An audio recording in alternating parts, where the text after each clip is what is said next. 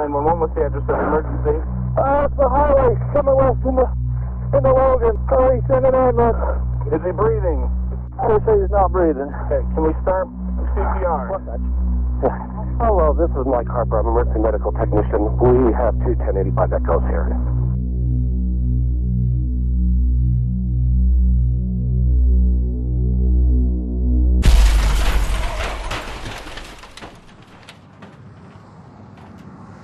You know, you leave for work every morning. Never, ever do you leave with the intention to hurt someone.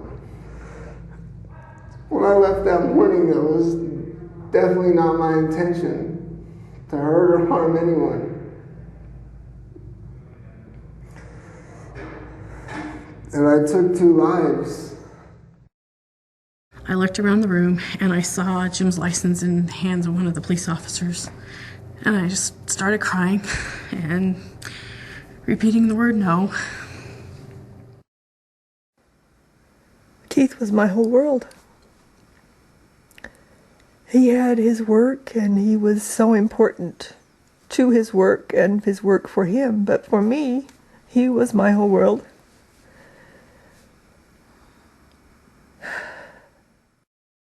On the morning of September 22nd, 2006, Reggie Shaw was driving a vehicle on the Valley View Highway.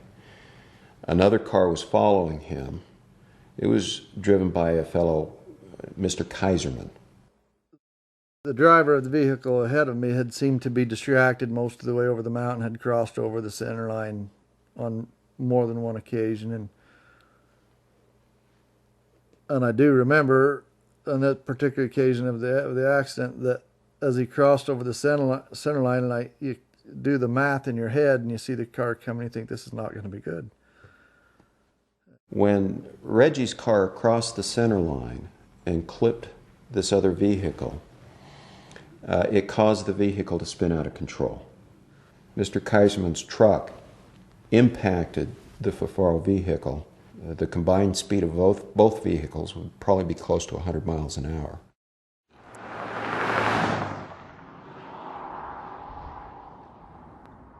My name is Bart Rinlesbacher. I'm a trooper with the Utah Highway Patrol. I was the investigating officer on the Reggie Shaw crash. I think the average person upon seeing this would be horrified.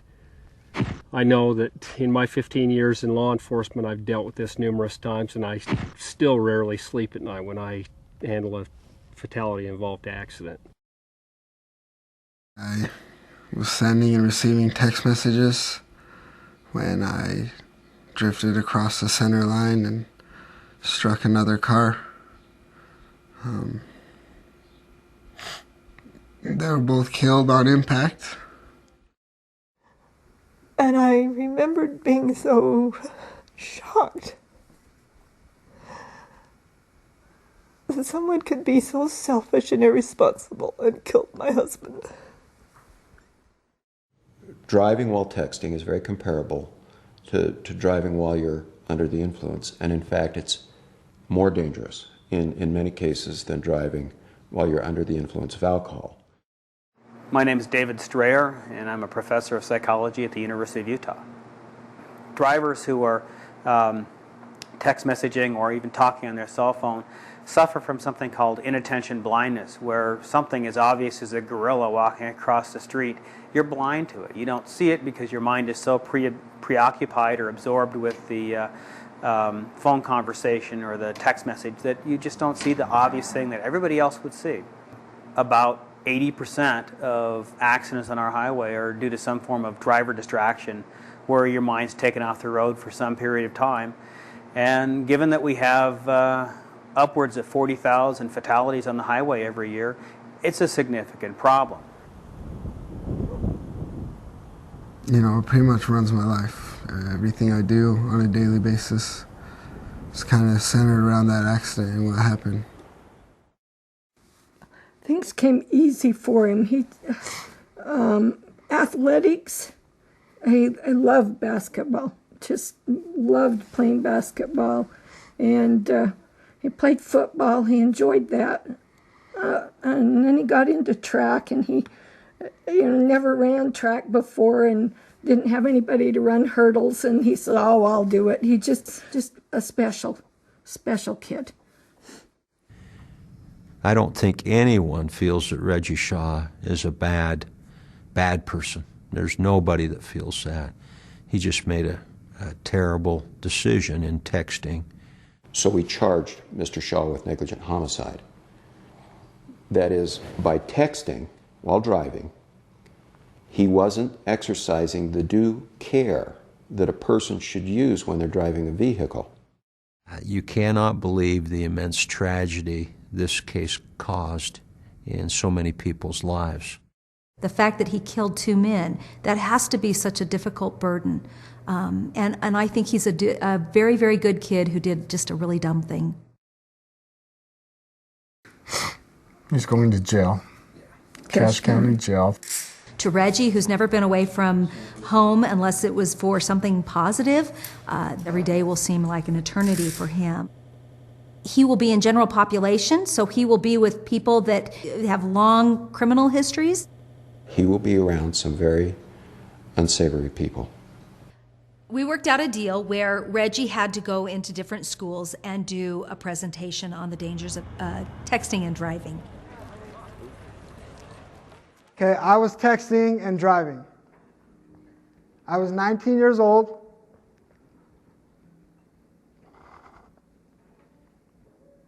I thought it was safe.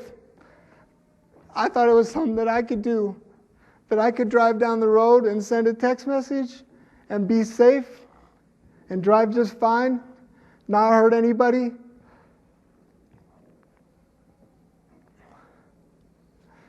Cross the center line, 2 men killed. You don't want to have to get up every morning thinking of a tragic accident that maybe you could have prevented. You don't want to live with that. You know, that camaraderie of being together is gone. And I mean, we were going to grow old together and retire and all these things, and that's not going to happen. I mean, he's not going to be there when they get married. He won't be walking them down the aisle. He won't be, all those things that dads typically do, he's not going to be there to do. Every decision was made together. What if he wanted something special from the grocery store, or if we were planning a trip, it was just always done together. He was everything for me. It's been hard on my family, extremely hard on my children. For a parent, when you get up in the morning and walk out the door and your 10-year-old says, "Be careful, Daddy," we would think life should be reversed, that we should be telling our children as they walk out the door, you be careful, you be safe. But my children fear for my life every day as I leave to this still. Having seen this tragedy, I have made sure that I don't answer my cell phone and try to make it so I'm not driving distracted. And I've also encouraged everyone that I can within my family to avoid that type of situation, because it's just an immense tragedy that occurred. You choose and text to drive, you might be fine one day.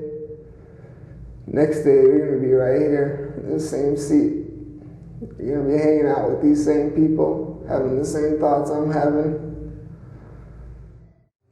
And it takes a split second, and you don't even think about it. You think, I can do this. But you are risking yourself and others, and it's not worth it. Because no text is that important.